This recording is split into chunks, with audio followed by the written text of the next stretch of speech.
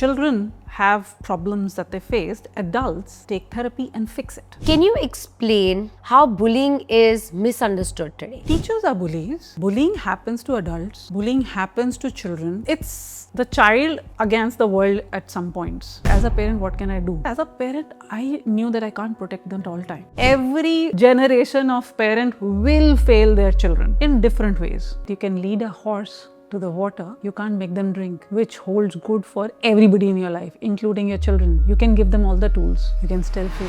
Why do adults misunderstand how children experience life? Because we treat them like children. There are many adults. They feel the same feelings. For that child, at that moment, the anger, the grief, the sadness that they feel at rejection, that's all real. What do you say to parents who are creating bullies and completely living in denial?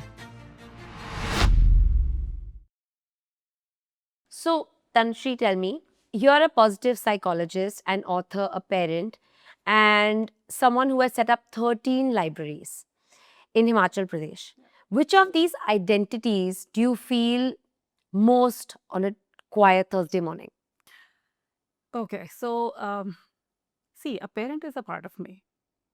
But setting up libraries is something I chose. Being an author, being a psychologist, that was all very organic. It just kept happening and I just evolved into those roles.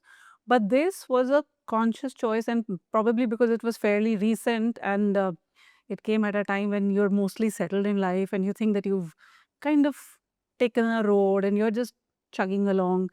And at that time, to find something more meaningful, that. So there are these snippets of memories that I have with that, the first experience that I had. So we gave these uh, bundle of books to a library there, and that was their last day of school. We gave to one school, drove ahead, went to another school. On our way back, these children on the road, all of them had one or two books and they waved to us. And these are kids who are usually very shy and they don't like to talk to outsiders.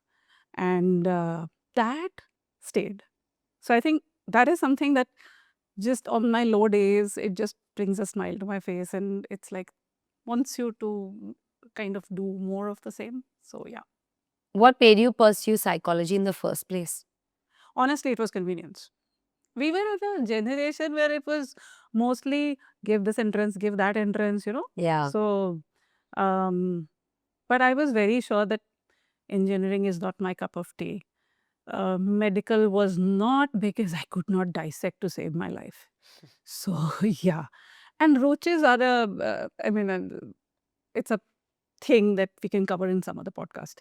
So, I just got admission in a college, and psychology was beginning to be a little fascinating for me at that time, and I happened to get through, and it was honestly not an extremely thought out decision. I mean, I was barely out of school. What do you expect? Yeah, correct. But once I started, um, it it just felt like a calling, if I can call it that. Yeah. And then teaching. So I teach in a college and teaching psychology. And so that whole experience, somehow it just tied in. And yeah. Amazing. I'm so grateful for the innocent choices you made back then. And, because of that, we have you here today and all the wonderful books that you've written. So let's talk about that. You've written extensively about emotional wavelength and emotional worlds of children, right? Why do adults fundamentally misunderstand how children experience life? Because we treat them like children. There are many adults. They feel the same feelings. It's just that we have either decided as adults to not label those feelings for ourselves, or they become very good at burying them, compartmentalizing them. Now, children, on the other hand, are experiencing all of the same things. And we mostly trivialize it or just don't think that it's important enough. So, that approach in itself is something that will never work, has never worked. If you look at any emotional experience that a child has, let's bring it up a notch. A 10-year-old walks in, which has happened, which has happened with a friend's kid, walks in and declares that He's in love. In fact, let's roll back. Just got reminded. My son, younger one, he comes home. He's 3.5, I think, 3.5 or 4, and flashes out a paper with gibberish written on it. I mean, he didn't know how to write. He knew how to scribble. I was like, "What is this?" He said, "It's a love letter." I said, "Okay. For whom?" Takes the name of a girl. I'm in love with her, and I'm going to marry her. Very matter of factly. I was like, "Okay. So what do we do with this?" "You're going to help me find her mailbox and put it in." I said, "Okay. Let's go." So I had a vague idea of which building she was in, and then we asked around, and we found the mailbox. We put it in. To be honest, we pretended to put in it because it was too precious for me to let go. So Correct. I put in a paper there, and I was like, "Yeah, it's done." He was very happy. Then we get back, and I tell the entire family when he was not around that, "Look, this is happening. So don't you guys laugh. Just play along. It'll probably resolve itself in a day or two, but let's just not." Yeah. And me and his grandmom were walking around the campus. So he comes bouncing with that girl, and he was like, "This is her," very proudly. And obviously, grandmom was shocked.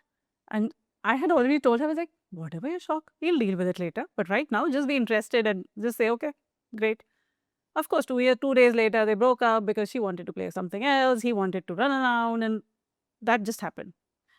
So now, when I told about that incident to my friends, they were like, "That's ridiculous." Like, and usually that's the reaction Attitude. you would give, that "Ye kya bakwas hai? What is this? This is nonsense, this is not even letter. This is not even a letter. This is all gibberish. Play along. It's all right." You know it as an adult that a 3.5-year-old is not capable of making life decisions. It's fine. But they do know that these relationships exist. So rather than trivializing those feelings, let them go through that arc. And that arc has repeated itself over the years. There would be times when you'd want to tell your 10, 12-year-old that what you're feeling right now is not a real heartbreak. Yeah. You'll feel the real ones later. This was infatuation, all of that. But for that child, at that moment, the anger, the grief, the sadness that they feel at rejection, that's all real. Yeah. So And you it's can't, as big a mountain as yours. yeah. So Yeah. you can't trivialize that just because you have crossed those mountains, probably alone, and been fine. So the idea is that here, the emotions, be on that emotional journey with them. You can give the gyan later, but be there when the communication happens so that the doors are always open. You're right. I don't think it very innocently happens where you tend to dismiss emotions for children because you think it's not serious enough, Yeah. or what do they really know? Yeah. How do they really fathom the intensity or density of the situation? Yeah. But I just feel like you said very correctly, makes me think whatever they can fathom, that's the deepest they can feel about it. Yeah. At You that know, point, yeah, yes. at that point, like if that's love for them, that's love. If that point, that's the anger because their most precious teddy bear tore apart, for example, it's heartbreak. Yeah. And it's like the worst ever. For you, it's like, it's just a teddy bear, I'll buy you another one, like stop crying. But Because then, you've seen bigger grief. yeah, that's You what I'm know? So, saying. But yeah. we do it in comparison. Yes. But for that child, it's like It's death the of the first most time. precious thing, for example. Yeah. So I think we do kind of minimize Yeah. and ridicule some emotions, I thinking have led funeral services for earthworms. earthworms. Yes. Because it was found dead, and the boys were sad and they wanted to hold a service. Some of it they remember now, some of it they don't, but that goes a long way in preparing them late for later things, and um, acknowledging that it's okay. It's okay to feel pain for things which might seem pointless. Yeah. Okay. Yeah, I agree. Yeah. So there's this assumption that positive psychology is basically be grateful, think positive, good vibes, and it's all the hoo-ha about it. And I feel like that flattens something that's you spent years working with. Yeah. So tell me, what is it actually like? And if you can explain to somebody at a dinner table very casually what the meaning of that is. For the longest time, it was misunderstood as happyology. Be happy. Everything is fine. All fluff and rainbows. It's not. And I think the whole internet narrative, your social media of discounting the negatives, focus on the positives with a nice fancy background music, that doesn't help at all with the whole image. Positive psychology as a field, first of all, it's a science. It's building itself through studying various cultures, various studies. There's a lot of work that's gone in to come to the character strengths, the virtues that make you, that give you the strength to flourish despite. So the despite is important, which means that it is not saying that, oh, don't focus on the bad. Saying no, acknowledge the bad, still carry on. Now the carry on happens if you exercise your character strengths, if you're mindful, if you learn to stay in the present, if you're grateful. So those are all tools. They are not the end. Answer, yeah. Yeah. They are all tools for you to flourish despite whatever is going on, despite the worst of the grief that you could have faced. Forgiveness. There are actual anecdotes of people working in the field who have undergone the worst imaginable losses and yet chosen forgiveness and given accounts of how that made their lives better. Right? Can you tell us one of them? So, I'm very bad with names, so you'll have to probably Google that one. But there was this guy whose mother was brutally murdered, and the guy who did it was caught. And therein, and he had been teaching the whole idea of positive psychology, forgiveness, and everything. And Life came to test him. yeah, and he did. And then goes on to record what he felt and how it helped him and everything. So there are so many instances. There are so many instances of people surprising the world with forgiving the people who've wronged them. Doesn't come easy. Everybody cannot do it, but it works. So they studied things like that. They studied things like gratitude, simple acts of, and it's rooted in science. The buzzword nowadays, neuroplasticity. That's what it is all about. You're rewiring the brain to be grateful for the smaller things which you on a normal day won't even look at. Getting here in time, didn't find much traffic. Receiving a meal. Yeah, anything. So something which we would not normally Pause and think about. Yeah. So noticing those things on a daily basis actually rewires your brain. So that's again another tool. Gratitude is a tool. So when you're caught in a storm, it's not like you can't see the waves. You can see the waves, but you can also notice the smaller things which might save you. Correct. Yeah. So it's the despite, which it is not just be happy. Yeah, I think people associate positive psychology with like affirmations, you Yeah. know. Yeah, like fixate on the positive, talk about only the positive. If you think positive, positive will happen. Just ignore and shut down all the negative thoughts. But I feel like it's kind of impossible as a human to not have negative emotions, number one, to not experience negativity even towards others.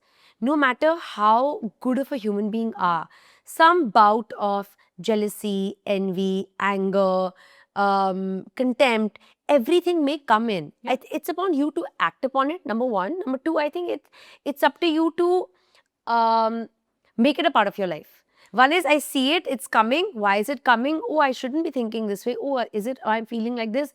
Okay. It's not required. Like you tell your own monkey to shut up. Yeah. It's like that. You know, in a very brutal way, you tell your own monkey to shut up. Or you tell your monkey to dance. You train your monkey better. That's what I'm saying. Yeah. But you can't be like, monkey doesn't exist. Yeah. Because it is going to exist. And then it will get louder and louder till you pay attention. See, your emotions are there. So positive psychology doesn't tell you to shut out your emotions. Acceptance is one of the cornerstones. Sit with your discomfort, sit with your feelings, notice them, understand why they are there. Yeah. Right? Try to dig on that. And having those feelings is normal. I mean, the word normal is also a little, uh, I don't know, it's a very wishy-washy point. There is no definite definition of normal. Let's just say it's very Inevitable. yeah. So you will feel all those Yeah, emotions. it's It's inevitable. fine. How you act on them, the intensity, everything. That is where your training yourself with the tools will help you. So, when we look at adults struggling with anxiety, people pleasing, insecurity, how often do those patterns come from childhood, they originate in childhood, and emotional environments that people have grown up in? Um, although psychology is a science, there is rarely a one-on-one relationship. You know, just as we were discussing earlier, you can't just say, "Oh, genetics," "Oh, environment." It's usually it evolves over time. So yes, to answer the question briefly, yes, childhood experiences matter a whole lot, but it's not the only thing. Because again, if you look at people who've been through the worst of the childhoods, you might be surprised to find how they're flourishing despite having gone through whatever they did. And at least on the face of it, it doesn't really seem to have an effect. The relationships are fine. So it's not a one-to-one that anyone who's had bad childhood experiences will necessarily have all the people pleasing, anxiety, self loathing, or whatever, all of those things, not necessary. Number one, um, your experiences are also growing with you. So every moment that you live, experiences are happening, they're changing you. So it's an ongoing evolution of, it's a sum total of everything at every given point, and things are adding on. So I think it would be very simplistic to say that, oh, I had a bad childhood experience, it was Hence, I've traumatic, turned and out. hence I've turned out like this. Not necessarily. There would have to be much more digging and, to kind of figure out, okay, where you might not even find a reason for it. But the important part would be to understand that this is happening and what can I do about it. So that is way more important than actually. Yeah, because Yeah. I think for example, at the age of 30, Hmm. when I've seen young adults turn around and say, well, I had a very tough life. What do you expect? I am bitter and I am this and I am that. I'm thinking, or people say I had, parents as nut jobs. What do you expect? In my head, I'm like, let's say you were 20, I would understand that that has been your journey so far. But at 30, that's laziness because you had 10 years to change things around. Once you're an adult, you're responsible for your own life and how you are facing your own life and how you're taking your life forward. I think there is a large amount of time where you don't have so much control. For example, I have a 10-year-old. I don't think he's had much control of how 0 to 10 has turned out for him. Is the environment me and my husband have created, our extended family has created, his grandparents have created, the relationships he's seeing, it's kind of impacted his world so far. So I don't think like he really does have a hand in the matter. Like it is how his environment has shaped him.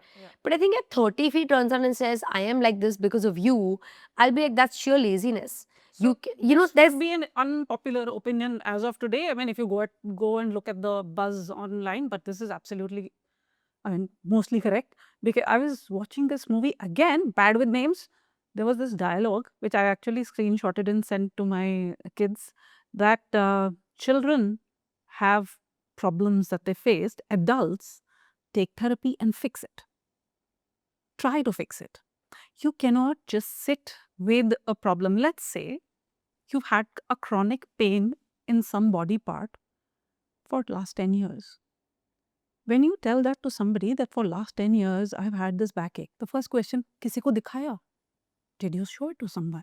And if you say no, they'll be like, what? Right? how Yeah, how strange. strange. I mean, why haven't you consulted if there is pain? When it comes to our mind, our feelings, nobody asks that. We ourselves don't ask You're ourselves living that. with the same You're living with toxicity the for same years. thing for years and you don't even try to fix it. You don't try and, go talk to someone, seek therapy, figure out. Yes, it's a tiring process, but see, you have to look at all of you as the same. You cannot have different norms for your mind, for your psychological well-being, and different norms for your physical well-being. What we do is physical well-being, cough, fever, let's go to the doctor. Mental well-being, I'm feeling a little low today. Let's have an ice cream. Or some small quick fix. Or even to a friend, what do we say? There's nothing is wrong. Your life is fine. Let's just go out. It'll be fine. Let's just go have a drink or two. Whatever. Come up with Yeah. our own quick fixes. Nobody actually sits down and listens and suggests that, what about seeking therapy? Do you think that'll help? Do you want me to help you find some therapist? Whatever. We don't do that. We'd rather push it under the carpet and be like, oh, this is just temporary. So, uh, rather than laziness, I think it's more of the way our cultures are. That, as long as it's physical, it can be fixed. If it's mental, it's in your head. It's not And something also, that you're needs fixing. kind of told sometimes you're imagining it. Yeah, you're imagining. You're just making things out. You've got a good life. What's there to be depressed about? The word depression, people break into hives just using it. So Priyanka Gandhi did go to her father's, the person accused of the murder, and forgive the woman. That was huge. So why? Why would she do that? Right? See, that's again, no forgiveness. Uh, when I read about it, I was like, see, this is exactly what I'm talking about. Of course, a lot of people would think, oh, it's political. No, look at it from a child's perspective. Who's gotten a body in a box that they can't even say goodbye to? It would take a monster to use that. Yeah. Right? And it's difficult to be a monster when you're in limelight all the time.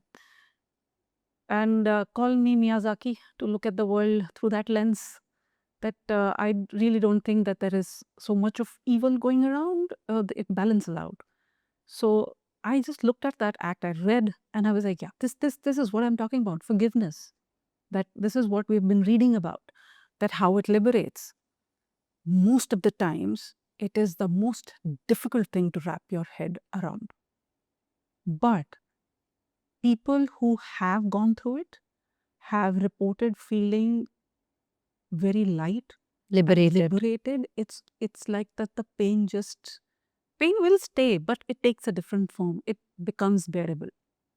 It's like the anger just goes away, vaporizes for that moment, and it's replaced by acceptance, because you're so caught up in rage of seeing that that person, whoever caused that immense hurt, seeing that that person suffers, that becomes a vicious cycle. You're caught in that cycle. The moment you decide to break it and actually sit with it and forgive, your journey towards healing actually starts.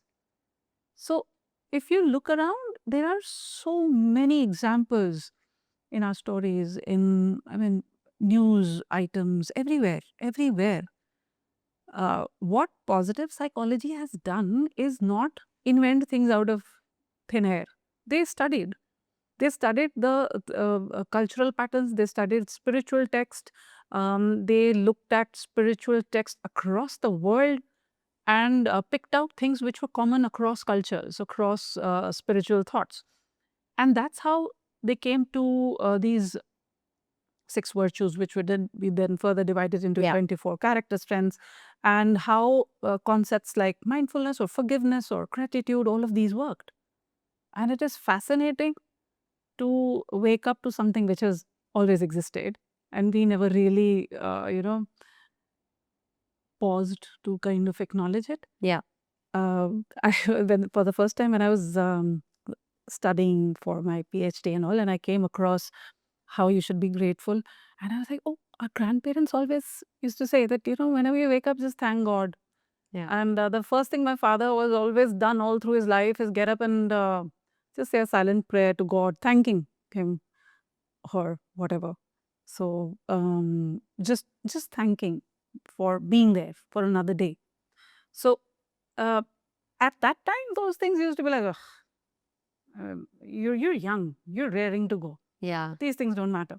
And you also think it's an old people thing. Yeah, it's a very old generation thing. What Yeah. grateful? What is there to be grateful about? Look at the world burning and all that. But it works. And the amusing bit is, so of course, the cycle repeats itself. So when I would tell the boys who were teenagers, disgruntled, Gen X, um, um, not really grateful about anything because the world was truly burning. And now, however, once that phase got done with, I keep getting messages from my 25-year-old that, while driving to work today, I saw these people and I thought that I am so grateful that, you know, I am driving and not standing there in the sun waiting for the bus. So I really don't have the right to complain about the 1.5 hour drive to and fro from work. I think that's what matters, that, that these conversations that happened about gratitude, about, I mean, I would just keep shoving these scientific studies in the faces all the time.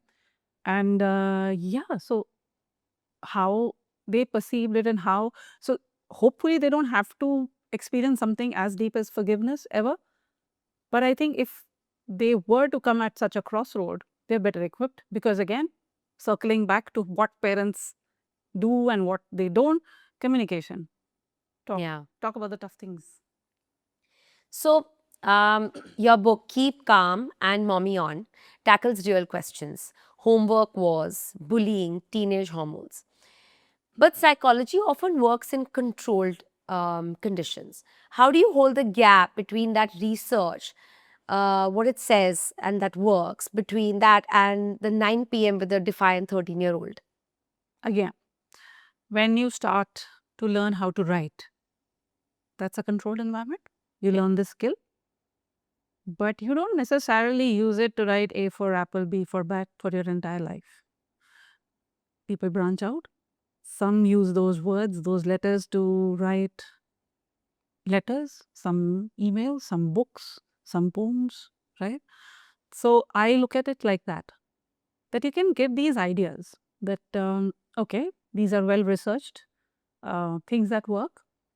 The book in particular is more practical because I did not cite any theories because I'm a little wary of, there are too many academic research that, okay, A plus B will lead to C. No, it might work, it might not work. What I did was that, okay, given my training, how I adapted that to the situations that I dealt with, right? So these are ideas. They are more like a takeoff pad. After that, you make them your own. Every child parent relationship is different, Yeah, it's unique. right? You are not the same parent even if you have two children in the Of same course. household. There are certain, I think, there are certain things that you need to know, broader things that as a parent, you will make mistakes. It's fine. They will not be earth shattering. We joke about it now, character building. So your mistakes, uh, they come from, see, the intent has to be right. Yeah, Right? correct. Some ground rules have to be there. Violence will not get you anywhere. Physical, verbal, it will not get you anywhere. If that is something that you find yourself resorting to, you need to question yourself why. Why is that happening? What's happening here? Right?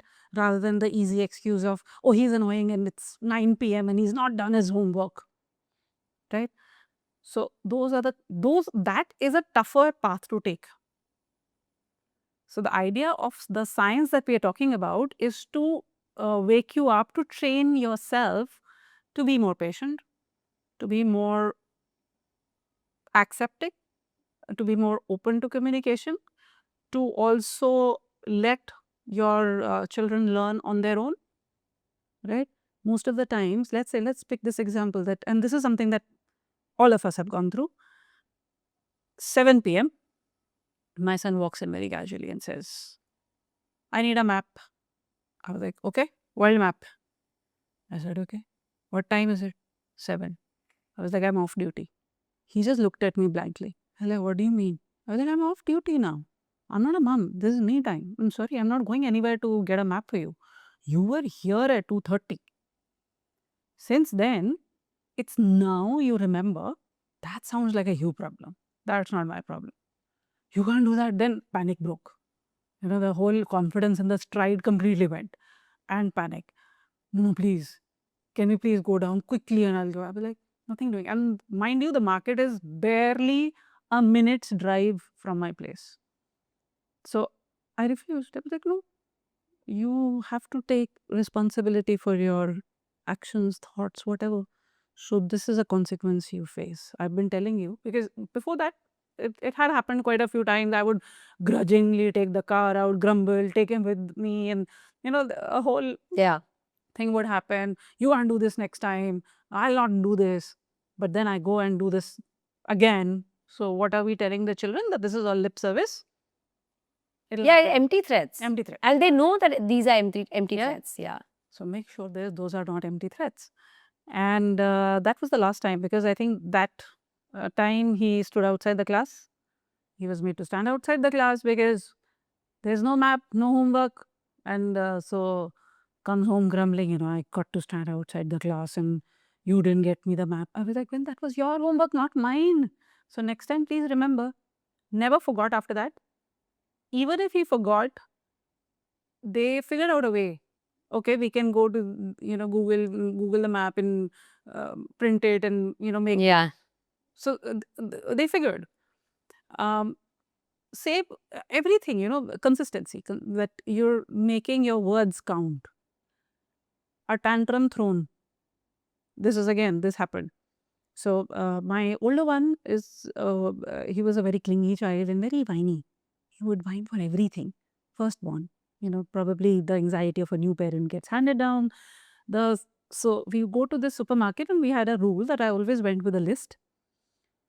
Mostly to, not because I couldn't remember, mostly to also tell the children that I'm going here with a purpose. It's not like that you're randomly Strolling through. Yeah, let's just pick this, because then you're giving a wrong message that it's all right to just walk in and consume things. So the shopping has to be a thought out thing, that you need to make a list and pick up things which you need, not necessarily want. So now having children who with an age gap of 2 years can be a little bit of a nightmare when they're young, and 3 and 3.5 and 5.5. And I told them that, okay, if you help me go through this and pick up stuff and all that, at the end of it, so obviously the shop also was pretty strategic. Right next to the cash counter, there is this rack full of sparkly, nice things that kids will always Yeah, correct. right? Always. So they were like, they were fixated on that shelf. I was like, okay, so let's just go through this. And as a, gratitude for your services today, I will let you choose one thing each from here. So this somehow sat very well with the boys. And I was expecting that, the whiner is going to whine for 2 or something. Surprisingly, at the end, first of all, both of them behaved. None of them said, I want this, I want that. Nothing happened. We are at the cash counter. He picks up his thing. The younger one picks up 2. I want 2. I was like, yeah, that's not happening. Commitment is commitment. We had decided that it's going to be 1. So, I'm sorry. God knows where he got that idea from. Flat on the ground and full on tantrum. So, the cashier was panicking. Of course, there were 2, 3 mothers there who was like judging. And I got a thick skin. So I was like, all right. I asked the cashier, is it okay if he just does that for a while? Like, I don't care, it's fine. But he didn't know what to answer. So the partition between the wall, the shop and the walkway outside was glass. So I could see what was happening. I paid. He's going on. Increase the volume a little bit. Like raised his head, saw the thing is happening. Thoda volume badhate hain. All of that happened. I walked out. There was an ice cream stand there. Me and my older one buy an ice cream. The older one is a little nervous. Are you sure we should be leaving him there? Like, absolutely fine. I'm watching him. He sat there. I had ice cream. We're sitting outside. We can see him doing that. He figured a little while later this is not happening. Gets up. Comes out. I was like, are you calm enough to talk now? Yes. Sobbing, but yes. Where did that work for you? No. What happened? I wanted both. I was like, but did you get any?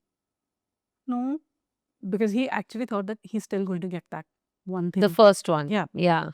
So I was like, well, see where this got you. So maybe next time we can do this better. Yes, can I have an ice cream? I was like, now we're getting late. You have to go. Okay. That was the last time. Now I know the gentle parenting experts of the Today. day might completely disagree. But one of the things that I am very firm about is let the child also self regulate. Don't regulate all their emotions for them, right? Be around, create that space. That is absolutely essential, yes.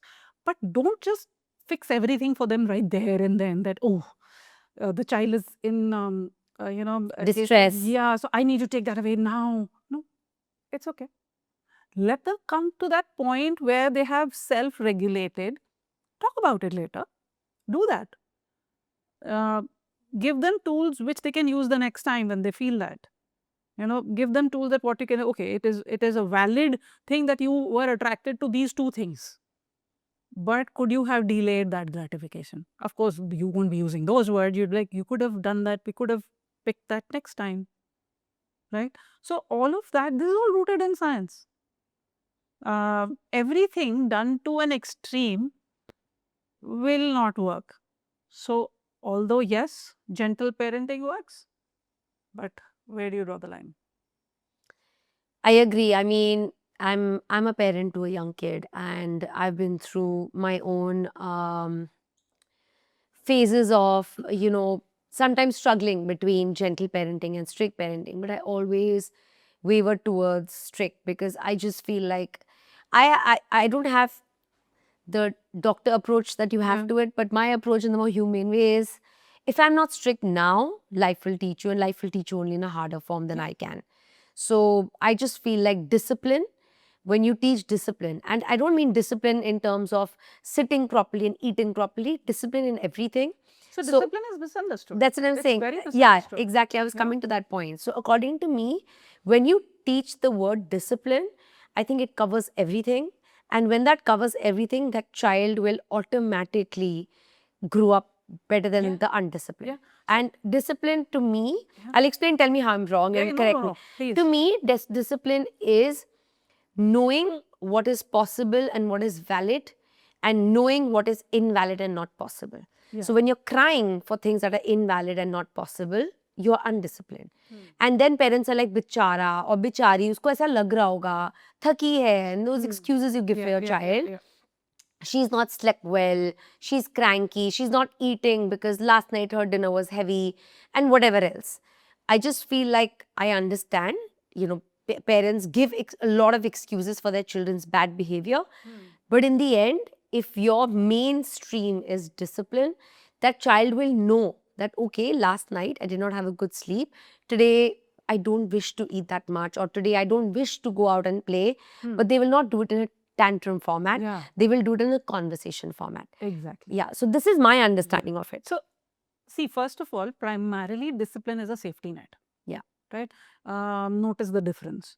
When my children started going to preschool, way before that, I had started preparing. In fact, way before that. So, when I was expecting my second child, my first one was about 1 year, 3 months or something. Yeah. And he used to sleep right next to me, clinging to me. So I gradually started to push him towards my husband, got a crib there, because I was like, people call me crazy for that. That who prepares that much? I was like, oh, it'll be too sudden. That suddenly there is this child, and now I am being pushed to that side, and mama is just taking care of this baby. Where am I? Who am I? Yeah. Abandonment issues. Yes, Like, yes, right. So all of that. Then when they started school, it was not like abrupt. The sleep schedule was very much there. At 7 p.m., they were asleep. And they would be up in the morning way before the entire household, all full of energy. I rarely had to wake them up for school at that time. It's only the teenage which changed the equation a bit. But earlier on, it was, they would be up. There were no morning struggles. yeah. So you have prepared that bit. Now, what does discipline do? That 7 p.m. means 7 p.m. So if we have guests coming in, we would figure it in a way where it's not too loud, they're not disturbed. Of course, I must have offended a lot of people that, oh, the kids have slept. We wanted to meet them. Oh, yeah. Yeah, I should have come earlier, you know. So that is something I never I compromise on. offended lots of people Yeah, with yeah. that too. So offend people. Yeah. It's always good to offend people. Just, never double think on that bit at all. So how that helps is, again, discipline is a safety net. As I said, there is a consistency of routine. Routine is something which gives them a sense of safety, because here their world is changing dramatically every day. New people are added to it. They were a family of just mom, dad, then suddenly more people, then there's a playground, then there's a school with, there are more children in this world. My class, I'm not really the center of the attention. Yeah. Suddenly there are other heroes in the story. So all of that, it's overwhelming. So in all of that, if there is some consistency, some routine, it actually is a safety net. Yeah. Forget the science. Look at the live examples. Any child who, as you said, oh, they slept late, so they are cranky. Well, you know that happens, right? That if they are not sleeping on time, they will be cranky, which means what? Which means that they need to sleep on time. Yeah. A little child will need at least 12 hours, Correct. to 12 hours of sleep. Yeah. That's nearly half the day. So which means 7 p.m. you absolutely must, they should be asleep. So figure your day around that.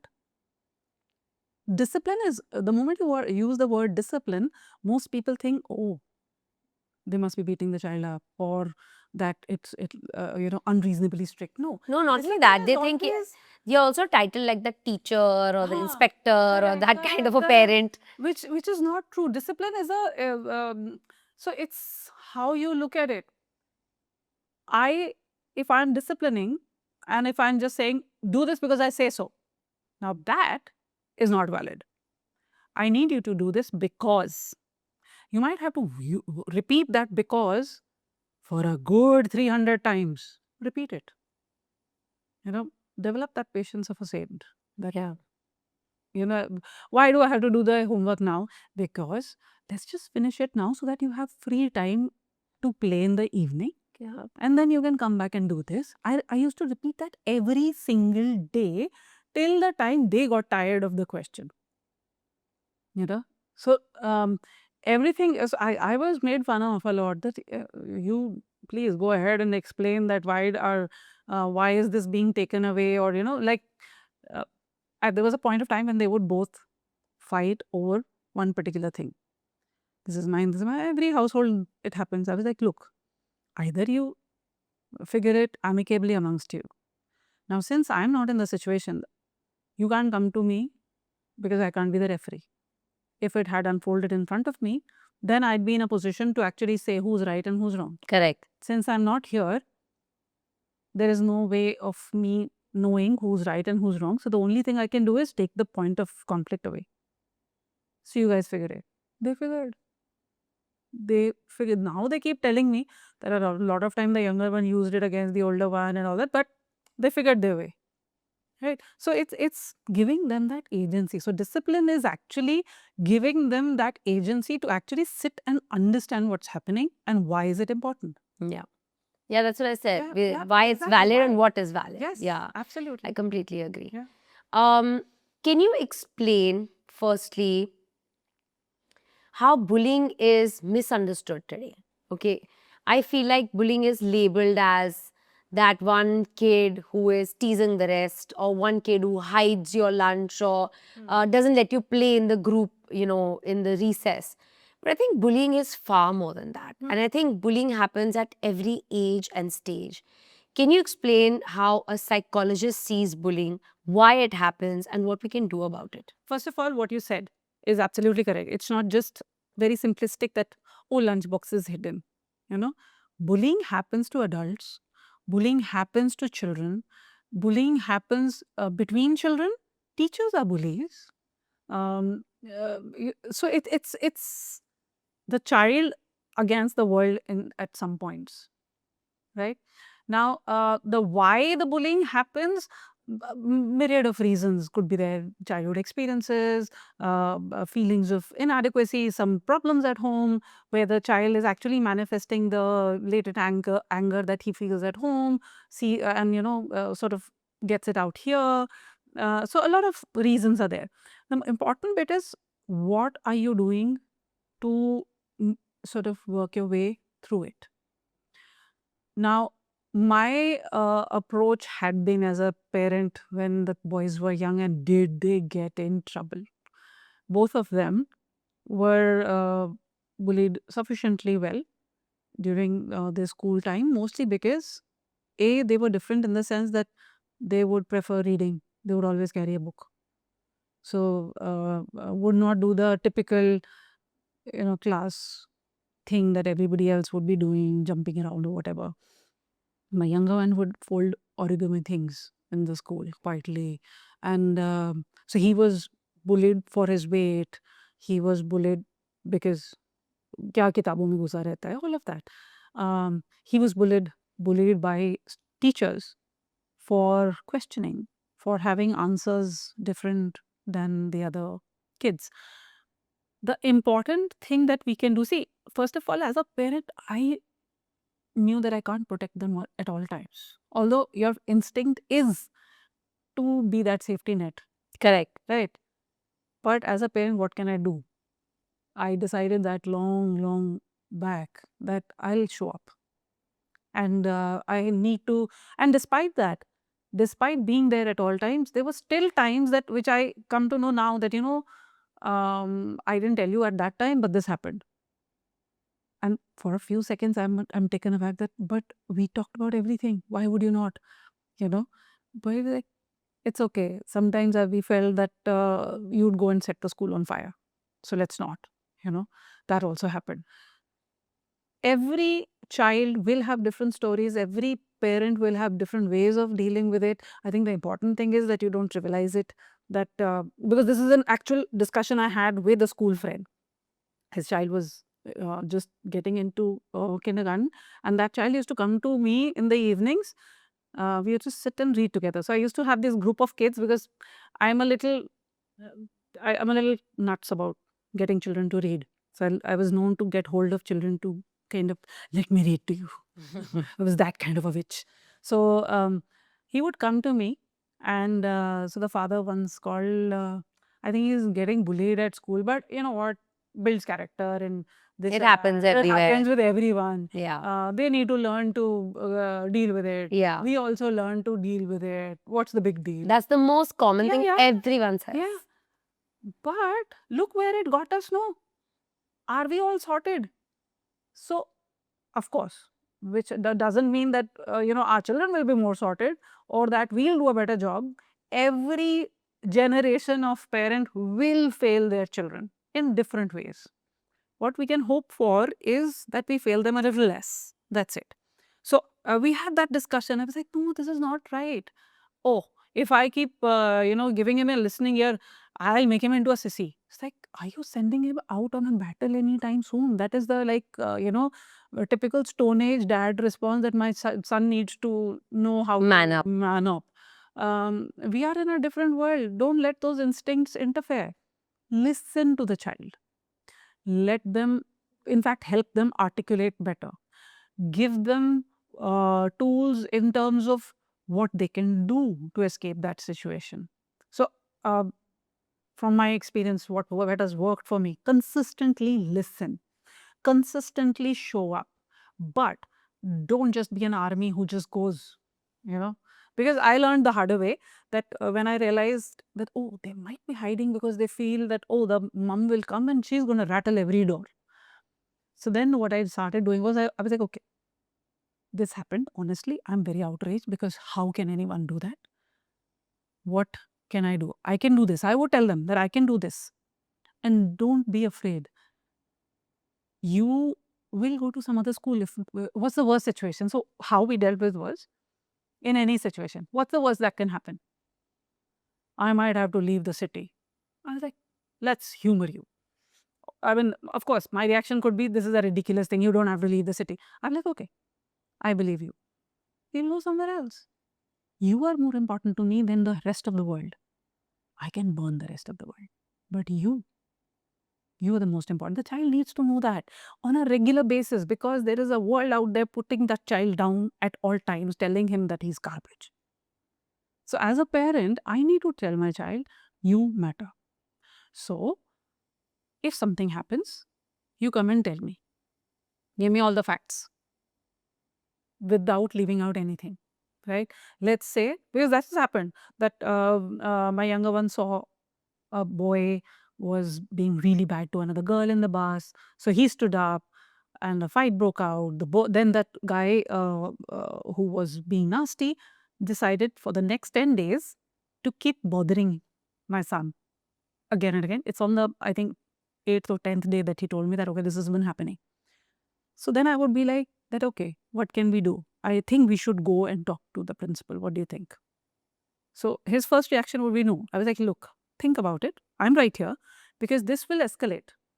And ultimately, he might just walk in someday and say that, oh, you were beating, because actually he's driving you up the wall and someday you will retaliate. And he might use that point. So you figure it. But I'm here. I think, give it a thought. Let's go and talk to the principal. Takes a day, comes home and then says, okay, let's go. Because this is not stopping anytime soon. And he not only bothers me, he also bothers my friend, that girl. But, he bothers her as well. So we went, we spoke. And the only ground rule has always been, let's say you also had a misstep.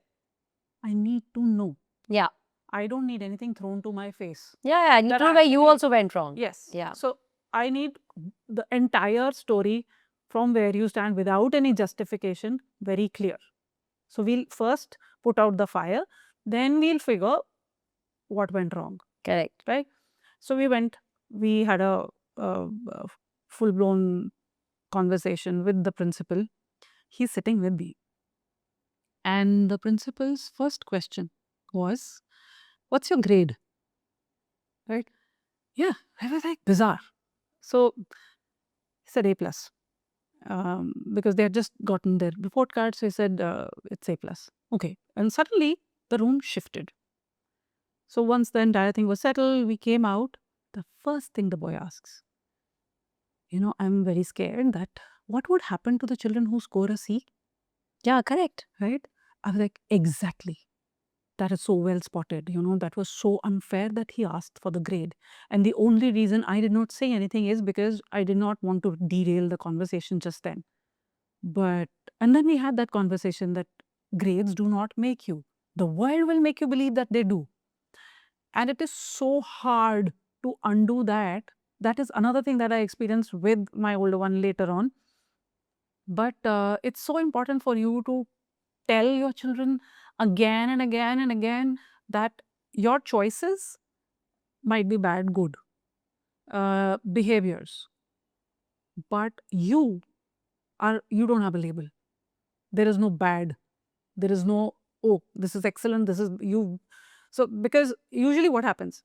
Usually when a child, let's say, comes home with a great happy star with a smiley face in the notebook, Arey, wow, what a good boy. What are we telling the child here? As long as you perform, you're a good boy, right? It's a matter of words. It's, again, come back to the ABC that we learned. How are you using your words? It's so lovely. Your work is so lovely. Your work is so good. Yeah, it doesn't define you. It doesn't define you. Right? So that is something. And yeah, the that world distinction. will undo. The world will undo all your work. Yeah. I mean, that distinction, for example, wasn't made for our generation. And I still see people identifying themselves as the jobs that they do or the careers that they have. Because that distinction wasn't made as a child. You were told that if you're an A student, for example, you're amazing. So if somebody's doing really well in their career, they're so sure they're amazing. But like, that's just the work you do. Are you amazing as a human being? And that distinction wasn't made because our generation just wasn't told. I think we can do a better job, of course, with the next. Of course. But I don't say, I go to a lot of schools. I see a lot of parents, young parents.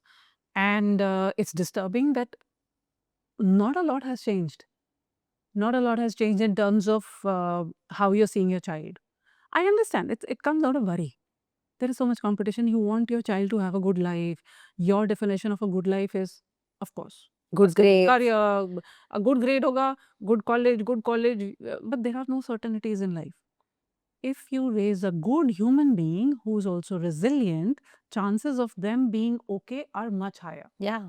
And But mentally again, okay. yeah. So chances are higher. There are no guarantees. And that is something I've learned. As a parent, I am a battle hardened soldier, 25 years, and boy, have I learned. There is no theory which will work. Every child comes with their own theory. Correct. You can read whatever parenting book. You will at some point be trashing them all. This didn't work, that didn't work. My own book will not work for me now. So it changes. Everything changes. Now, as I was saying, despite having all of these conversations throughout, that if somebody is bullying, it's not you, it's them. Um, your grades do not define you. What you do as an artist or as an academician or in sports, that doesn't define you. You're much more than them, much more than that. And it'll take a lifetime for you to figure out. There's no hurry. It'll take some time. So despite that, grade 10, the results come out, 10 CGPA. The teachers tell the boy that, Hare, you will take science with bio. Great. This is a typical public school, in a town, and I don't want to name the school, but we all know the kinds. So the teachers are like all set on the idea. The boy comes home and says, I have decided. I said, okay, what have you decided? Science. I was a little taken aback because, I know this boy is not really into science that much. At one point of time, he wanted to be an Egyptologist. So, of course, my heart sank when he said, that. How am I going to make money? But I was like, okay. When he said, I want to be that, I remember getting him those books on pyramids and all of that happened. So when he came home and declared science, I was like, okay.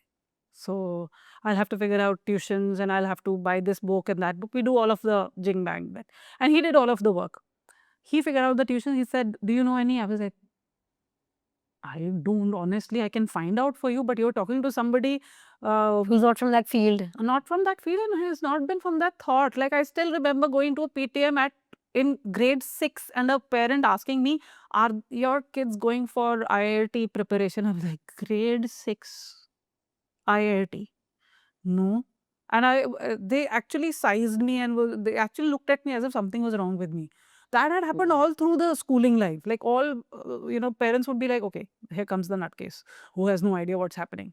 So, because every PTM, I would just come and ask, are they okay? Yeah. Are they behaving well in class? No. Are they Are happy? they happy? Are you okay with their behavior? Are they misbehaving? All of that. Never did I ask, never did I come with a notebook. You have marked here half a mark less or that. Never. So everybody used to be like, and I used to be done by, by the time I would be done very quickly around because those are the questions. I was like, work with figure itself. These are the more crucial things. Correct. So I was like, okay. 15 days later, he used to share the room with his grandmom. So the grandmom comes to me and says, listen, you might want to talk to him because he was sitting up at night and he was very stressed. He didn't tell me anything. So I'm like, okay. So I was like, so what's up? What's happening? After a little bit of prodding, he says, मेरे से नहीं हो रहा है. I can't do science. I was like, okay, change. Are you sure? Shocked. Yeah. Don't you want me to? I was like, why would I? No, but because, so I was like, okay, now that we are settled that you're going to take commerce and all that, why did you take science? Because everybody at the school expected him to. All the teachers, and he didn't want to let them down. But no, they all thought that he's going to do well in science, and therefore I thought, what do I know? And I should do this. That shook me to no extent because here I was overconfident thinking, we have given an open environment at home. We talk about everything. We've always talked about grades in terms of you're competing against yourself. If you got a bad grade, you need to think, is it bad? What can I do to make it better? Am I satisfied with what I did? If you're okay, fine. If you're not, Yeah, you thought that you've given him the right boundaries and definitions of who you are and what work is. yes. And here all the lines suddenly blurred for you. So in my journey as a parent, I forgot that they are existing in a world, not in a cocoon. I cannot create that for them. So that was a huge wake up call. That okay, there are no guarantees, and you can do your best, and life will throw these things, and you can hope that they come and talk to you, and and then you hope that they can just stumble, fall, but get up. Yeah. No, I completely agree. I don't think anyone can create a perfect environment, Yeah. no matter how many books you've read, how many podcasts you listen to, how many lectures you've been to, how many classes you do, parenting classes, which are very popular now. Um, I just feel like every child will make you learn, just like you're learning with them. You will learn about yourself with them as well as a parent, and they all come with their own handbook. I don't think there's one handbook for all. Absolutely. So Yeah. coming back to that whole, I meandered a bit away from the whole bullying thing. The most important bit is your child should be able to come and talk to you or anyone else. And teaching the child, so whenever I go and do these sessions at school with children, it's always that go tell someone. One person will not listen, go to the second. Go till the time some responsible adult listens to you. Keep speaking out. Keep speaking out. Right? Which is very important. Yeah. So, one thing is that. Second thing is also that recognize you're not living in an ideal black and white world. Teach them smart stuff that, be a little mindful of where you are. If you're caught in a isolated part of the school or somewhere where you really can't, then how do you self preserve? At that time, figure out that, what can you do? Yeah. Shout out, catch someone's attention, or don't freeze. What can you do to not freeze? So we used to do all of this, the whole breathing exercise, and the whole how do I get my mind back? It's not easy. It's very difficult because your body freezes. So how do you get out of that situation? All of that. So we would talk about all the eventualities. We and still fail, Yeah, But I think the base is that bullying is not your fault, and you should be able to come and talk to me. also, I think, at least this is what I do with my son. I always tell him that just remember, if there are 50 kids in your class, all 50 are being parented very differently. Hence, they're going to react very differently. Some of them are reacting out of not being loved. When you're not loved is when you have these outbursts and bullying and all of that. Because when you're happy and you're loved at home, why would you be unkind? You'll be unkind when you A don't. lot of times it's a product of lack of discipline. That's what I'm saying. Yeah, So I'm saying, accountability. that's what I'm saying. It's That's different what I'm saying. things. It Yeah. depends. But I just tell him, that's my point. I tell him that parenting is so different in every household, which is why it's not X plus Y equal to Z. It can be X plus X, X plus A, X plus B. So every child is experiencing a different parent, hence is reacting and acting a different way at school. So don't expect them to be how you are. Yeah. And the minute you accept everyone's different, the minute you accept they're going to be different, even if someone's bullying you, be like, yeah. And second part is, you have to report it back to me. Yeah. Or to your father. Like, it has to be reported back to a parent. Yeah. Whether you are being told off very casually initially and then it escalates, or it's instant bullying from day one, whatever it may be. And sometimes it's very, you're right, sometimes even teachers do it not realizing. So in teaching workshops, I discovered this, that, why do you have nicknames? It's sort of, it's funny, or it's, we just build a rapport like that. I was like, what you're doing right now is labeling a child where that nickname might not even sit very well. They're trying to find their identity. There comes an age where they don't want to be called by the nicknames, even the ones that we have. So I had very clear instructions that don't use our, nicknames that you keep calling us with it around our friends or school or anywhere. So you need to respect that. Now, flipped, and a school teacher had that, So he, what did he, it's something to do with the chubby cheeks that my younger one used to have. I was like, why? Why would you do that? He's got a perfectly fine name. I named him. I love the name, and he loves it. So I think that problem is solved. And there are other ways of making the rapport. So, again, offend people. It's fine. I'm sure the teacher must have been offended, but that is something which I've done again and again in teacher training programs, that there are other ways of breaking the ice.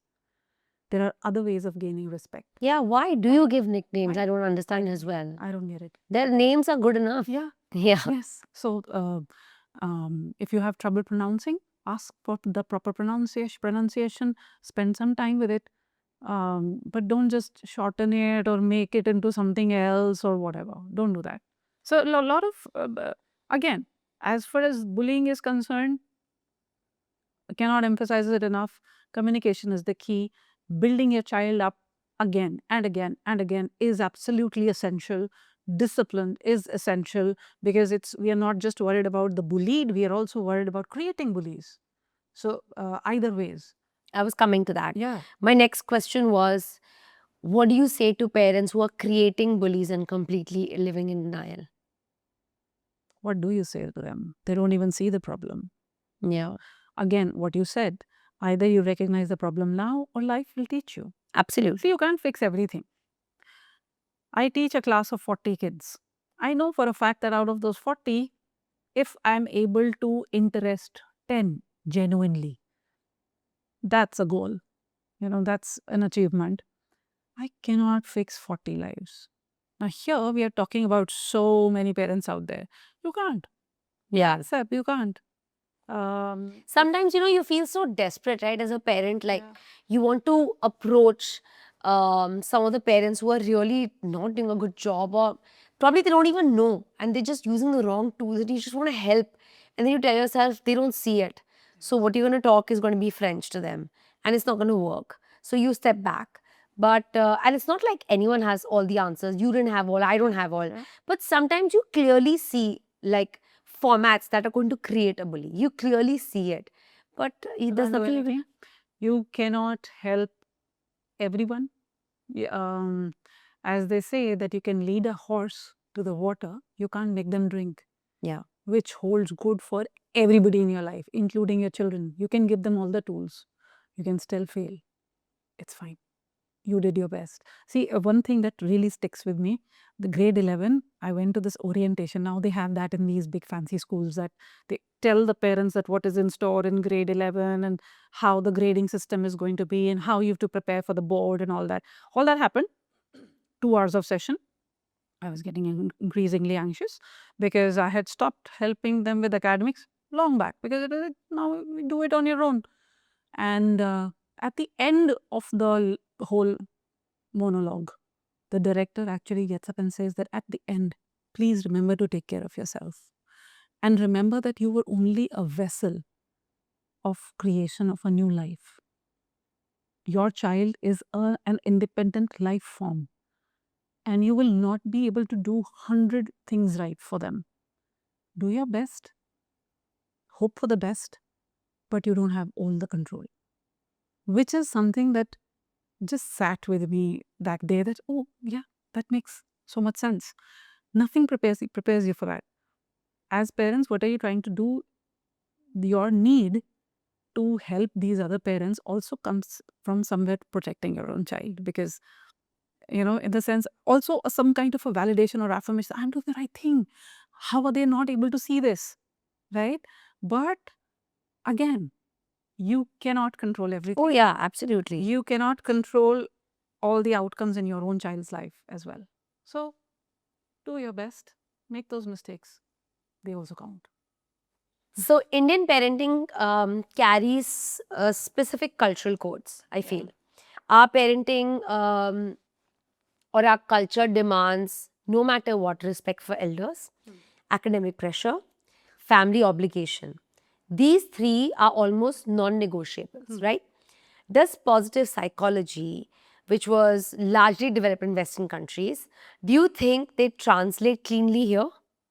So, fun fact, although it was developed in the Western countries, it actually bases itself, as I said earlier, philosophies, cultures across the world. Um, one of the studies actually said, so there was a study done to map longevity against a lot of other factors. Guess which factor is something which is the biggest contributing factor in a healthy long life? Social connections.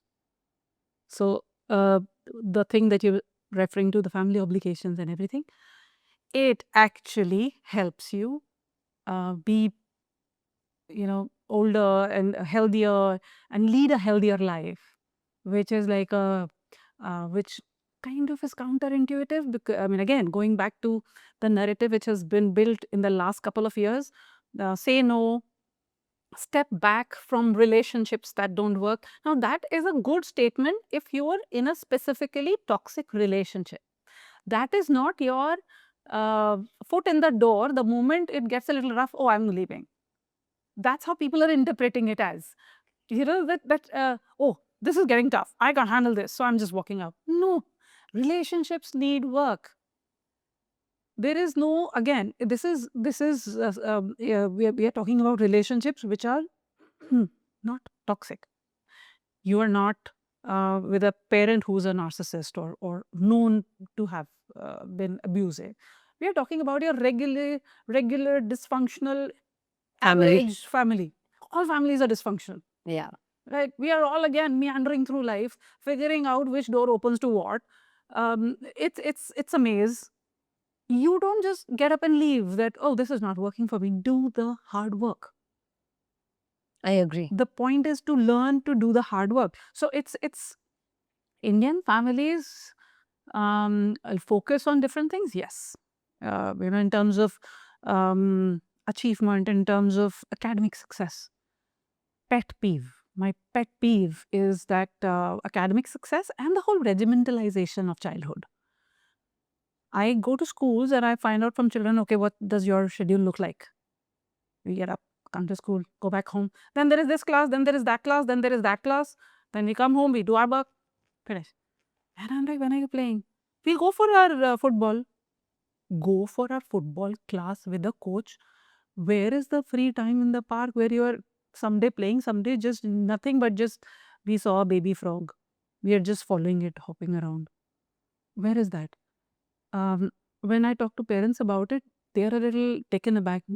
They would throw really big psychological sounding terms, which mean nothing, because free play is essential for growth. Yeah. Some amount of risk taking is essential for growth. When we were kids, we learned how to ride a bicycle. Yeah. In our times, the knee guards didn't even exist. Like if you'd go to a shop to ask for a knee guard or an elbow guard or something, they'd be like, what is that? The best you could hope for is a cycle with those trainer wheels. Yeah. Right? You start with You that. start with that. And I didn't even start with that. But, somewhere after 10 years later, I mean, my age when I learned, 10 years later, the trainer wheels were there, which is fine. Now, if you're guarding the child too much, what are you doing? You're actually taking their ability to deal with risks away. Or pain. Yeah. Dealing with pain. The number of times I have come home with a scraped knee is not even funny. Like the doctor used to be like, she doesn't need any vaccination against tetanus. I just gave it last month. It's fine. It'll hold, So Yeah, I think we are making them, like you said, the resistance to pain, failure. so now how does that help them? It doesn't. Now what happens? When your child is, or anybody, is not able to sit with pain, you're looking for quick fixes. Yeah. Yeah. You're looking for quick dopamine fixes. You're looking for, I need this to go away. I need this to go away. Anxiety. I can't deal with this. Then in my work so far with young people, it's only now in the last 8 to 10 odd years that I go to the schools and I hear the word anxiety and panic. It was not there. I'm not saying it did not exist. Of course it did. Of course we felt panic, one day before the exam, and you're not prepared or whatever, but what was happening is now we are making lives so comfortable that we are actually taking their agency to deal with pain away. Yeah. Right? So, which is, why is that happening? Is it that we are judging ourselves a little too harshly? Am I a good parent? If I'm not there, 100% of times, I'm probably not a good enough parent. I think we're looking at ourselves through so many lenses that we are losing the plot. So, that whole thing of actually, letting the child be, boredom, let the boredom be, that has gone disturbingly missing. I had sent the children to the summer camp once in their lives. Whole read up, because again, I'm a human being and I do get affected by what everyone else is doing. I was like, oh, every child is going to these summer camps. They Mine should will not miss miss out. out. They'll miss out. And they were also very excited. So they went. Of course, they didn't like it. We never went after that. Summer holidays was literally spent doing nothing. Nothing. So they've done things like rolled around in mud, played till ungodly hours. There would be times, it was peak summers. So there would be times when I'd be like, maybe come back and have some lemonade or something and then go out and play. I would holler to them and they'd come back. Not like, electrolyte and running behind the children that let me hydrate my child. No. Let it be. No, I think that's bizarre. That's too bizarre. And I see, sadly, the parents being way more conscious about who their child is associating with now than what we were earlier. It's almost like we are sort of reversing the equation. I'll give you an example. My kids were playing in a park. All sorts of kids used to come and play. So there was this construction site, and the boys from there were too good with the football. And so the boys were like, we have done it. We have enrolled them in our team. Nobody can beat us. So 2 days of practice, they had this match with the older boys in the park, and they were like all raring to go. The younger one comes running home. I was like, what happened? I don't have time. Pulls out all his shoes and this one, and just takes and runs off. I have no idea what's happening. So they come after the game and we won and all that. Like, what happened? Where are the shoes? The teammate, no, he didn't have shoes. And this was a match. So he needs to practice with the shoes. So I gave it. End of discussion. What would a normal parent? I am not normal. My kids tell me that I've got a few screws loose. So you would obviously lose it. How can you give like that? My theory has always been, once you've bought a thing, the value in terms of monetary value is zero. Unless you're investing in gold or something, shoes, toys, all of that, monetary value is zero. Now it's a possession. It's just a possession. You got these shoes for your child who feels that he can give them away. It's his. He's taken the decision. Good, respect it. It's fine. Now, at some point, of course, it can go to an extreme. Let's say he's given all of them away. Let the child be shoeless for a day or two to understand that charity is also done with a balance. It's fine. Everything is a balance. Everything is a balance. Let that learning be theirs. Don't make everything a lesson. So, all of this thing that when your child is playing free play, what we were talking about, or getting bored at home, or it fuels a lot of things. Boredom fuels creativity. It's as simple. So when you say, no, the classes are essential, because what will a child do at home? They'll be doing nothing. Doing nothing is important. So, yeah. So, Ranvi, your podcast with the Indian Express was called Difficult Conversations with Your Kids. Yes. What's the difficult conversation you've never had or had too late? Death. Depth of death. So, yes, pets were lost. And we dealt with it. Very textbook dealing of, yes, let's make there's still a rock on my table with my dog painted on it, and how I miss Jenny, and I love, and Yeah. all all of that done by my son. And the date literally below that, we got books which dealt with grief and Loss. losing loss Yeah. and in the context of pets.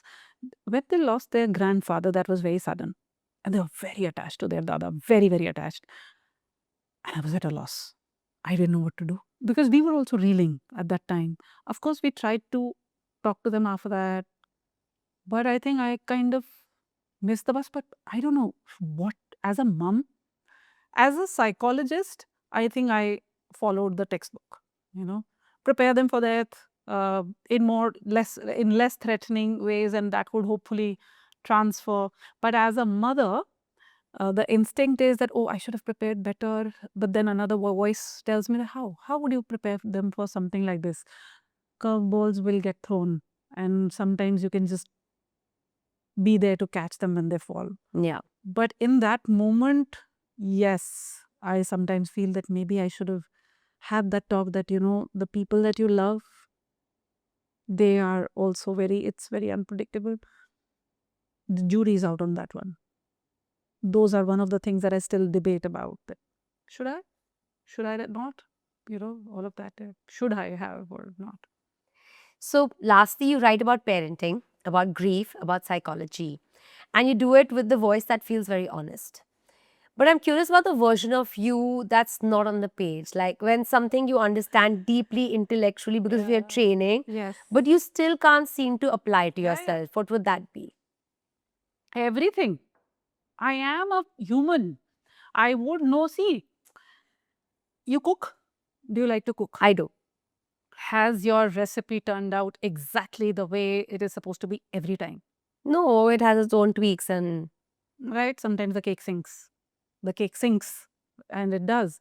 I think the important bit is I did never stuck to the mistakes. I have always very readily also apologized. Let's say I've had a bad day, and that has happened. I had a phenomenally bad day, and would come home to a mess, which is the last straw. And I would have shouted my lungs out at the boys, and they would just scatter, and then there is this deathly silence at home. But after that, the realization would hit. I would turn around and apologize. And I would be like, I'm so sorry I lost it. I had a bad day, but that is not the justification. That does not justify my behavior. I should have just asked you to help me clean up. Then they would also be forthcoming, you're right, but this could have been avoided. We didn't think it through. So that would also happen. I am not a superhuman. I've made so many mistakes that if my kids were at some point, they would write a book and they would tell them why they had a traumatic childhood. So I am a human. So a lot of times, yes, lots of time. But if you, if you read, if I don't know if you've gone through the book, I have tried to, the honesty is actually on that point that you will lose it. There will be times when you're frazzled beyond control. Um, go easy on yourself. It's fine. What you see online as the perfect mom in that blog who's always smiling with a sparkly, shiny kid by the side, she has bad days too. yeah. So That is curated anyway. that is curated. Yeah, that's just a few moment. seconds. Yeah. So don't let that Define your life and motherhood. Yes, Correct. yes, I agree. So of course, it's a running joke now at home since I am perimenopausal now, and perimenopause is like teenage 10 times over. So there would be times where I'd be like, you know what? Don't just all men in my life just stop talking to me right now. And my older one is just, obviously he's not scared of me, and he just wonder and says, "So, how's that meditation of yours going?" Like I just crack your skull open now. So yes, I meditate every day. Some days it does work. A lot of days it doesn't. But the idea is to keep coming back to it. Thank you so much, Tanushree. That was really a heartwarming conversation that I thoroughly enjoyed, and I hope everyone listening enjoys it too. It was Thank a you. pleasure. It was a pleasure. Hi, I'm Tanushree, a parent, a positive psychologist, a teacher, an author, an aspiring librarian, and someone who's seen a lot of shades of parenting, still continues to do so. So come join us at the human thread across all platforms for an interesting conversation on parenting and all the pitfalls that we all face.